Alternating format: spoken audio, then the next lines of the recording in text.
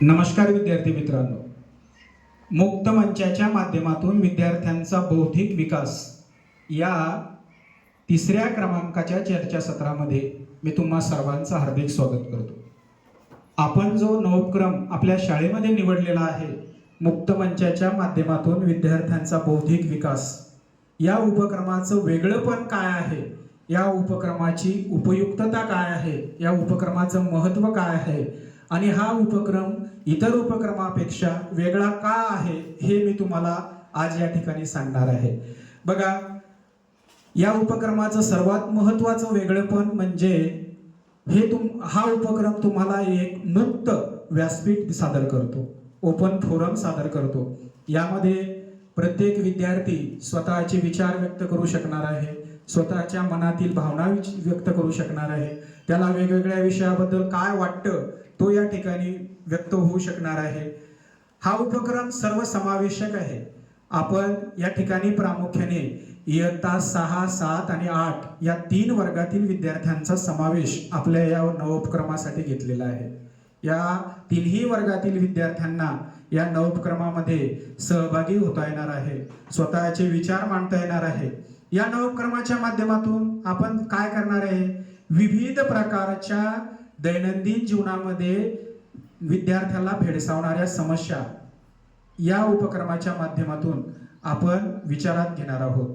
त्याचबरोबर या नवोपक्रमामध्ये आपल्याला विविध उपक्रमांचा समावेश करून घ्यायचा आहे, जसे की वादविवाद स्पर्धा, भाषण स्पर्धा, कविता स्पर्धा, नाट्यकरण स्पर्धा, यासारख्या वेगवेगळ्या स्पर्धा आपल्याला या उपक्रमाच्या माध्यमातून या ठिकाणी घ्यायच्या आहे।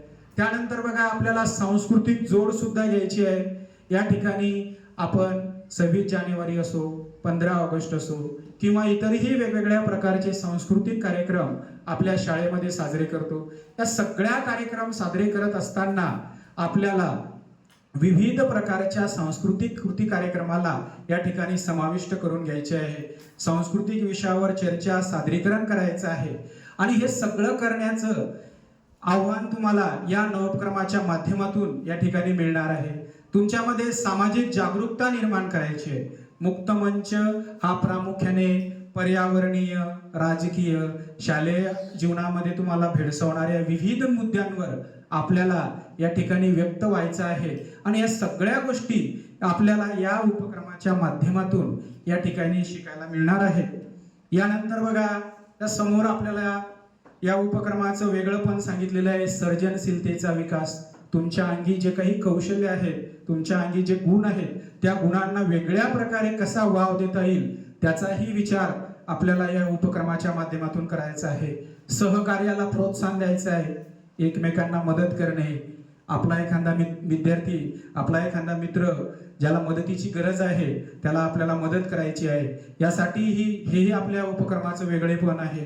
चिकित्सक विचार, वेगवेगळ्या विषयावर आपल्याला विचार व्यक्त करायचे आहे, हेही आपल्या या उपक्रमाचं वेगळेपण आहे। आत्मविश्वास वाढवणे, भाषिक कौशल्य वाढवणे, नवीन दृष्टिकोन विकसित करणे, नेतृत्व विकास विकसित करणे, सामाजिक संवेदनशीलता, पर्यावरणीय संवेदनशीलता, पर्यावरण जागरूकता, या सगळ्या गोष्टी, भूतदया, या सगळ्या गोष्टी आपल्याला या ठिकाणी शिकायच्या आहे। अशा प्रकारे मित्रांनो, ही यासारखी जी विविध मुद्दे मी तुम्हाला या ठिकाणी सांगितली ती आपल्या नवोपक्रमाचे वेगळेपण आहे, आपल्या नवोपक्रमाची उपयुक्तता आहे। धन्यवाद।